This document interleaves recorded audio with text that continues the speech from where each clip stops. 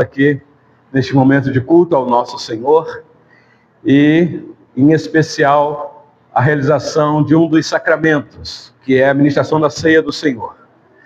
Antes disso, aqui vamos ouvir uma mensagem da parte do nosso Deus, preparando os nossos corações para participarmos da ceia do Senhor. Filipenses capítulo 1, versículo de número 27. Todos acharam aí, meus irmãos? Diz assim a palavra do nosso Deus: vivei acima de tudo por modo digno do Evangelho de Cristo, para que, ou indo ver-vos, ou estando ausente, ouça, no tocante a vós outros, que estáis firmes em um só espírito, como uma só alma, lutando juntos pela fé evangélica. Até aqui a leitura da palavra do Senhor. Ó Deus, nós sabemos que estamos diante de uma grande responsabilidade. Acabamos de ler a santa palavra do Senhor. Palavra esta que é bendita, inerrante, autoritativa, palavra que fala aos nossos corações. Rogamos ao Senhor que neste momento da pregação da Tua palavra, que os nossos ouvidos sejam sensíveis à voz do Espírito Santo, ó Deus. Aquilo que o Senhor já me capacitou do exame do texto para pregar com os meus queridos irmãos aqui. Eu sei da minha incapacidade de comunicar aos corações, mas eu peço ao Senhor que nos dê ouvidos para ouvir o que o Espírito diz à igreja. E que esta palavra encontre terreno fértil no nosso coração, a ponto de frutificar para a glória do Senhor, ó Deus. E uma vez que ouvirmos a palavra bendita do Senhor pregada pelo Santo Espírito, o Senhor nos dê coragem em obedecê-la. E isso tudo para a glória do Teu santo nome e para o bem do Teu povo aqui neste local. E oro assim no nome do Senhor Jesus. Amém.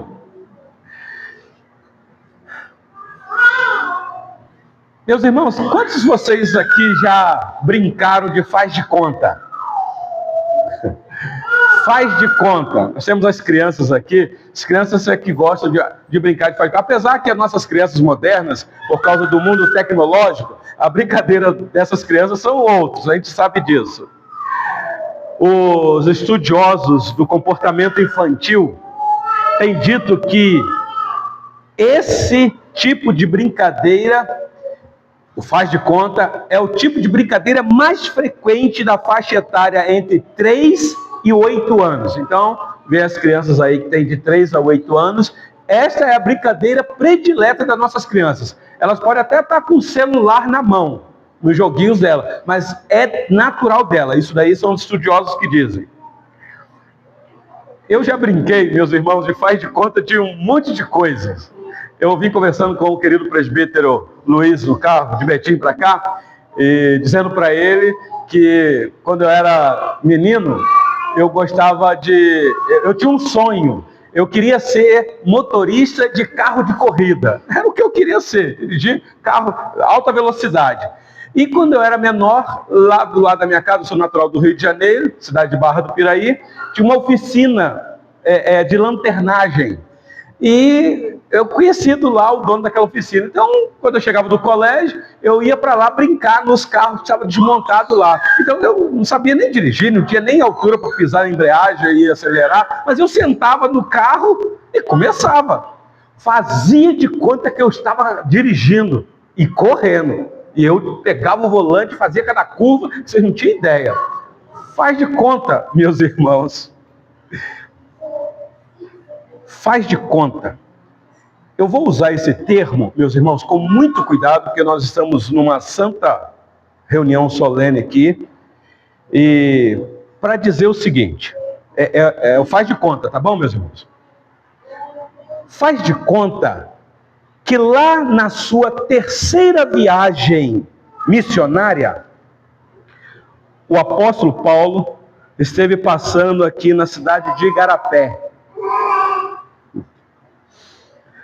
Como é que chama a rua aqui?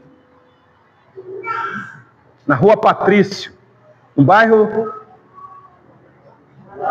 Lago Azul, muito bem.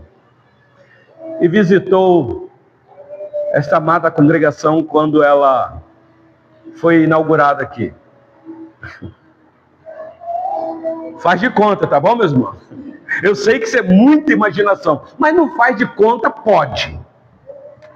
Então o apóstolo Paulo, depois que ele participou com a gente do culto aqui, ele voltou para Jerusalém. E agora lá, ele chegando, foi preso, está sentenciado à morte. E próximo ao seu martírio, ele chama um de seus cooperadores, que ele tinha vários, e disse assim: olha, aqui está um bilhete, e eu quero que você entregue para queridos irmãos da congregação presbiteriana lá no Brasil, no estado de Minas Gerais, na cidade de Igarapé, no bairro Lago Azul. Entrega lá para alguém ler este bilhete quando eles estiverem reunidos adorando o Senhor Jesus. E, meus irmãos, faz de conta que este companheiro do apóstolo Paulo, quando eu estava me preparando para vir para cá, colocou o bilhete na minha mão e eu guardei no meu bolso. E ele disse: você está indo para lá? Leia esse bilhete com os irmãos. Então, faz de conta, tá bom, meus irmãos? O bilhete está aqui, do apóstolo Paulo. E o bilhete é este: vivei, acima de tudo, por modo digno do evangelho de Cristo, para que, ou indo ver-vos, ou estando ausente, ouça no tocante a vós outros, que estáis firmes, como uma só alma, em um só espírito, como uma só alma, lutando juntos pela fé evangélica. Eu me atrapalhei aqui porque o apóstolo Paulo escreveu em grego, então eu estou traduzindo para vocês aqui. Meus irmãos, agora parece-me que o faz de conta se mistura com realidade para nós aqui neste exato momento.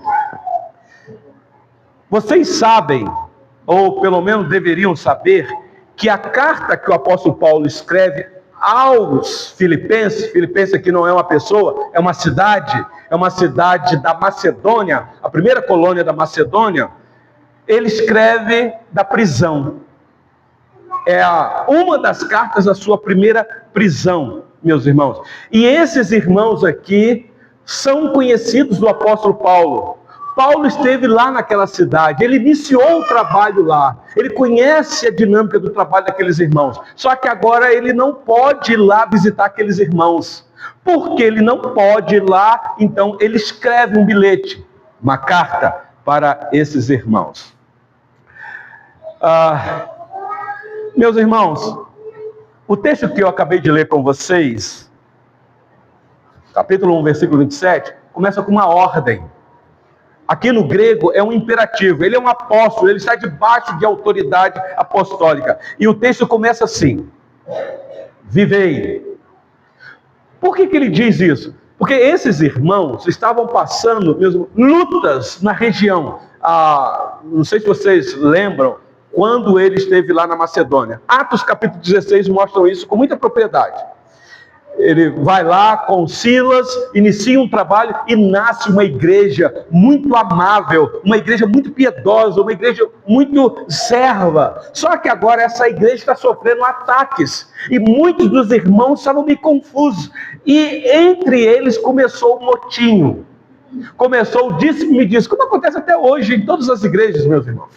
Paulo, sabendo disso, escreve, dizendo: meus irmãos, vocês não podem perder o foco do que é a nossa comunidade. Então, ele já começa com essa ordem: vivei. Aqui é o imperativo. E esta palavra vivei foi traduzida para nós, a gente não consegue entender um verdadeiro significado dela aqui. Lembra que foi escrito no grego isso daqui. O vivei aqui tem no seu idioma um verbo interessantíssimo, que pode ser entendido também assim. É Paulo dizendo assim: olha, vocês que são cidadãos aí de Filipos, ou cidadão da terra, vocês não são extraterrestres, vocês devem exercer a cidadania de vocês, como cidadãos da terra. Porque o verbo que Paulo utiliza aqui, se você quiser fazer uma pesquisa aí, é o verbo polis, que vem da palavra política, que é povo, É uma palavra que representa a cidade toda. Então, ele diz assim: irmãos, vivei a vossa cidadania de modo digno do evangelho de Cristo, para que, ou indo vermos, ele tinha um desejo de ir lá, ou estando ausente, como ele estava, ouça no tocante a vós outros, que vocês estão firmes, em um só espírito, como uma só alma, lutando junto pela fé evangélica.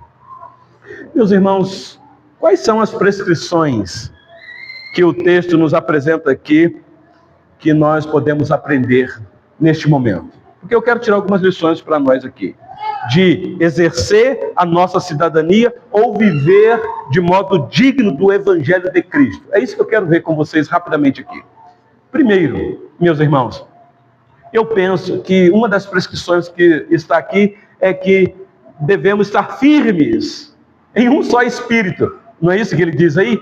Estais firmes em um só espírito. E a palavra espírito aqui é diferente da palavra alma. Embora espírito e alma, na nossa visão, organicamente, não sejam distintos. Não são essas duas palavras.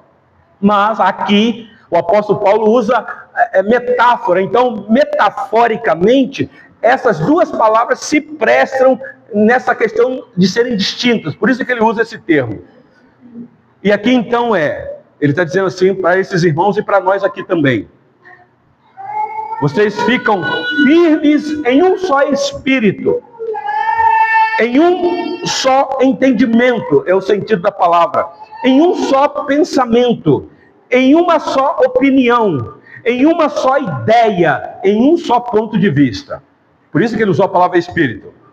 Não são pontos de vista diferentes, mas um ponto de vista só, porque traz a unidade de pensamento aqui.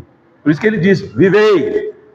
Existe um verbo aqui que traz a ideia de você estar firme nesse pensamento. Meus irmãos, ele diz aí, ele fala assim, estais firmes, que quer dizer, estejam como estacas bem fincadas, num só pensamento, num só entendimento, numa só opinião, numa só ideia e num só ponto de vista. Isso aqui é desafiador.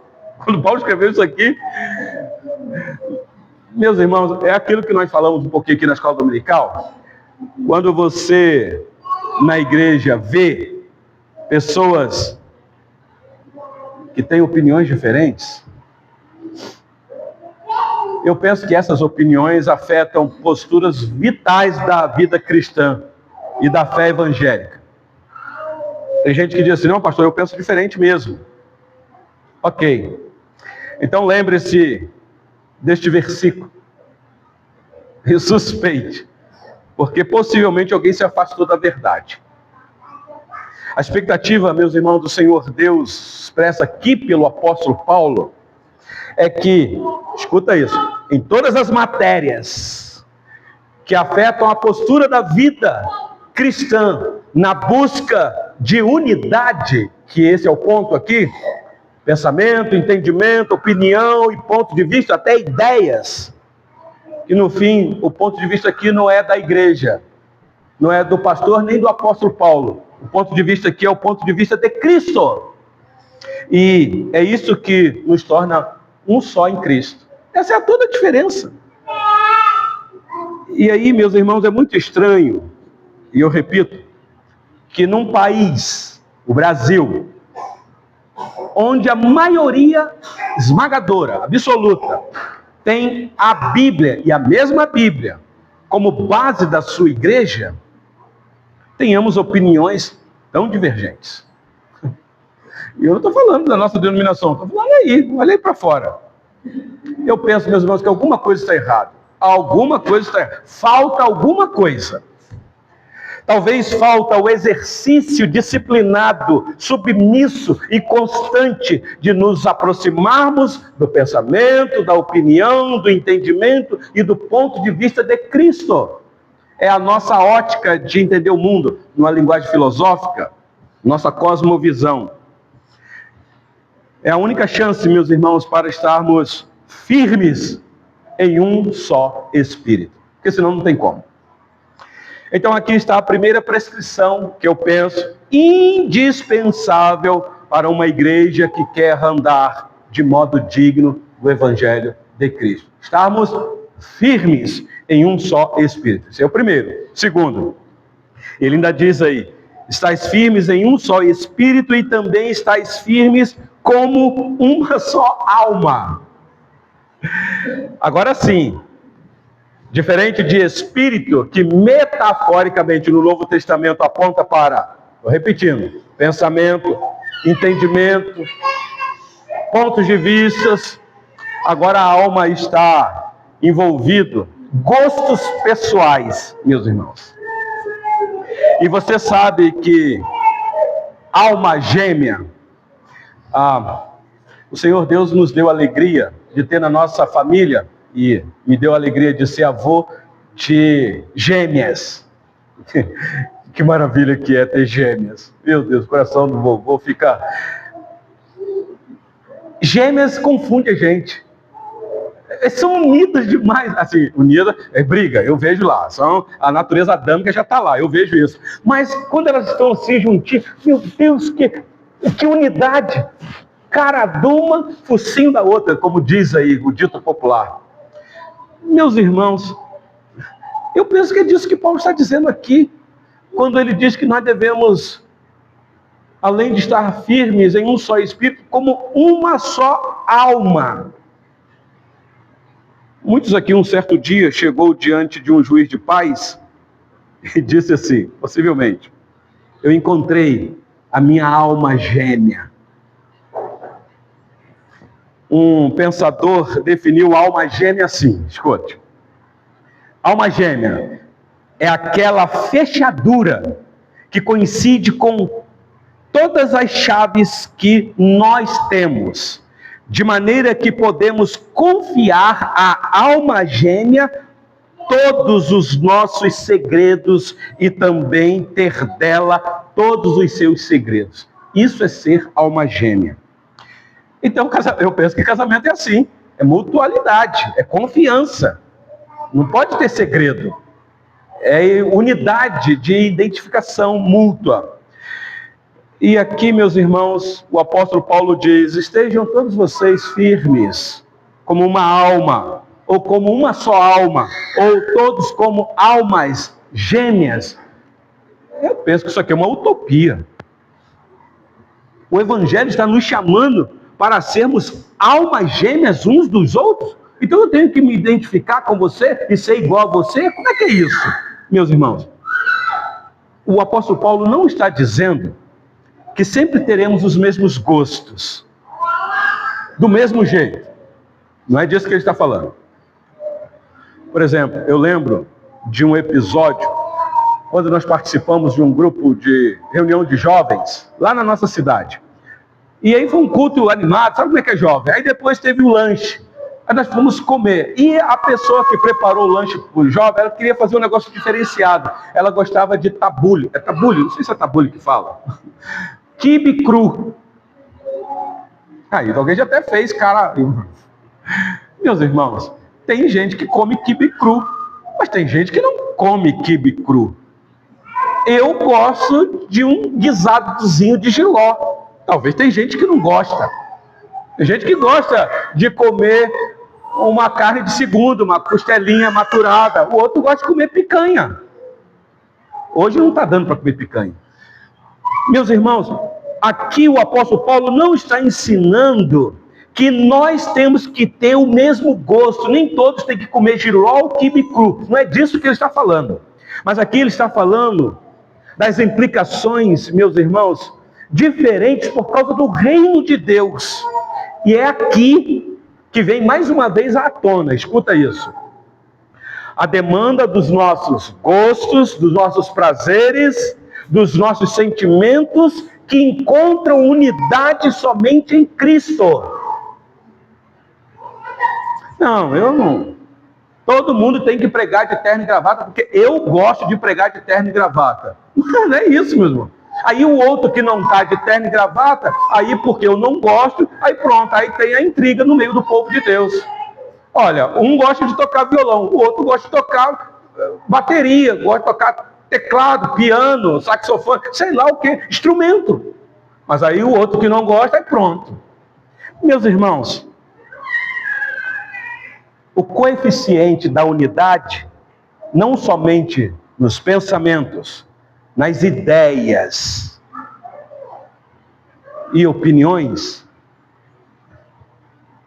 estão voltadas para aquilo que eu tenho que aprender com o meu Salvador, que me une a Ele e que me faz união com o meu irmão. Por isso ele diz: exerçam vocês a cidadania de modo digno do Evangelho de Cristo, como almas gêmeas, como uma só alma, como um só Espírito. E por último, meus irmãos, não poderia deixar, porque ele sabe que a vida cristã não é parque de diversão, não é praça de alimentação, é campo de batalha, é luta reída. Por isso que ele diz aí, olha comigo o versículo, o finalzinho: que estáis firmes em um só Espírito, como uma só alma, lutando juntos pela fé evangélica. O verbo que o apóstolo Paulo usa aqui é um verbo composto. Não sei se vocês sabem o que é um verbo composto. A ideia aqui é de unidade mesmo. Ele diz assim, olha, vocês estejam juntos. Juntos. Não sei quantos de vocês assistiram aquele filme Gladiador, o antigo primeiro. Acho que eu já falei isso lá na igreja. Tem o ator Máximo, não, aquele é o ator principal lá. Ele, quando está na arena, para poder ser levado lá para lutar com os inimigos, e ele sabia que era uma luta perdida, porque eles entraram na arena para ser espetáculo, para morrer lá. E eu lembro que o líder disse, olha só, uma maneira da gente sair daqui vivo. Podemos sair daqui feridos, mas vivos, se nós estivermos juntos. Eu lembro da cena, e eles lá com as ferramentas dele, o escudo, e foi exatamente, mas aí teve um desavisado lá, que eu acho que ficou desapercebido, e descambou, não quis andar junto. E de repente veio o inimigo e destroçou ele. Mas aqueles que estavam juntos lá, unidos, nenhum deles perfeito, mas juntos, deu a eles resistência, meus irmãos. E a ideia é a mesma aqui, meus irmãos, de estarmos juntos. Aqui é a ideia de um time, ou então de soldados que estão preparando para uma guerra. Pensa, meus irmãos, nós como soldados do Senhor dos Exércitos, nos preparando para a guerra, o inimigo está lá do lado de fora. Mas de repente a gente começa aqui entre nós as intrigas. O inimigo lá não precisa nem vir, que a gente aqui mesmo se destrói.